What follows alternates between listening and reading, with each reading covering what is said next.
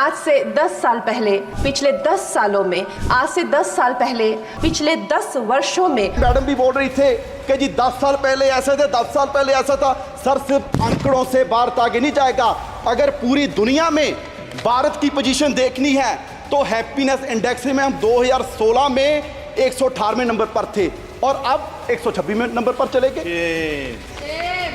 Global hunger में हम 111वें number पर हैं 125 देशों में। और जिन हमारे जो पड़ोसी देश हैं जिनको हम मुल्क भी नहीं समझते हो, वो भी हमारे देश से आगे निकल रहे हैं। और सबसे हैरानी की बात सभापति जी आपको होगी, एक रिपोर्ट के एनवायरमेंटल परफॉर्मेंस इंडेक्स 180 देशों का सर्वे किया गया और बड़े दुख की बात है कि हम 180वें नंबर पर हैं। एक देश भी हमसे पीछे नहीं। और हम कह रहे हैं कि जी हम विश्व गुरु बनेंगे। सर, सिर्फ बातों से विश्व गुरु नहीं बनेंगे। पूरे देश के हालात ये हैं कि 140 करोड़ की पॉपुलेशन में सिर्फ 4.25 करोड़ लोग हैं जिनकी सैलरी, जिनकी कमाई महीने की 25,000 से ज़्यादा है। आप सोचिए, जिनकी 25,000 से महीने की सैलरी कम है, क्या वो किस तरह का कोई सम्मानजनक जीवन को व्यतीत कर रहे होंगे। यहाँ पर माननीय वित्त मंत्री जी ने बड़े गर्व से कितने बार पता नहीं कहा कि जी 85 करोड़ लोगों को हम राशन दे रहे हैं, 85 करोड़ लोगों को राशन दे रहे हैं।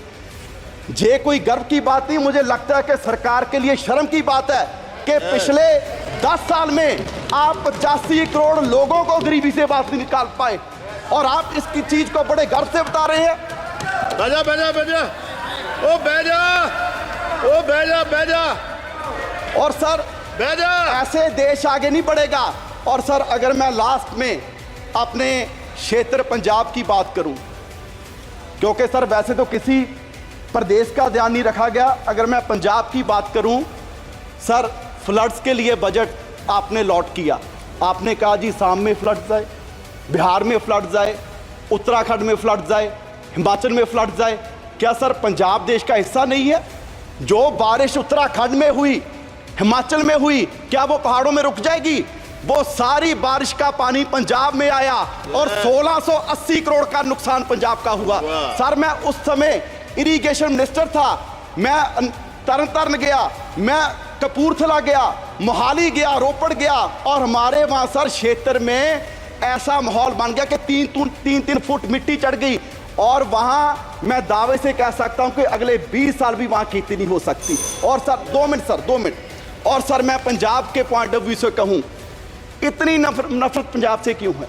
जिस पंजाब का बलिदान इतना बड़ा रहा कि देश को आज़ाद करवाने में भी हमारी 80% कुर्बानियां, और उसके बाद भी सर पंजाब के किसी गांव में जाइए, आपको कोई भी गांव में ऐसा नहीं मिलेगा कि जिस गांव में हमारे शहीद की मूर्ति ना हो, जिसने सरहद पर राखी करते अपनी जान कुर्बान दी। आज भी कोई दिन नहीं होगा कि तिरंगे में लिपटी लाश हमारे नौजवानों की हमारे गांव में, हमारे पंजाब में ना आती हो, और उसका आप जिक्र तक नहीं करते।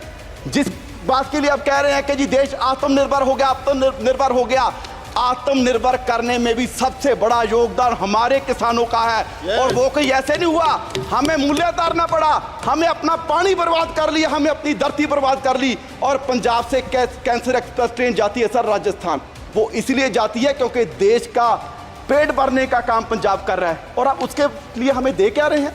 हमारी झांकियां तक आपने 15 का 26 जनवरी में से निकाल दी। सो सर, मेरी मांग है कि पंजाब को स्पेशल पैकेज दिया जाए। हमारी इंडस्ट्री बर्बाद हो रही है, उसके लिए स्पेशल पैकेज दिया जाए। और ये बजट मैं कहूंगा कि सिर्फ बचाने का हनुमान बेनीवाल जी।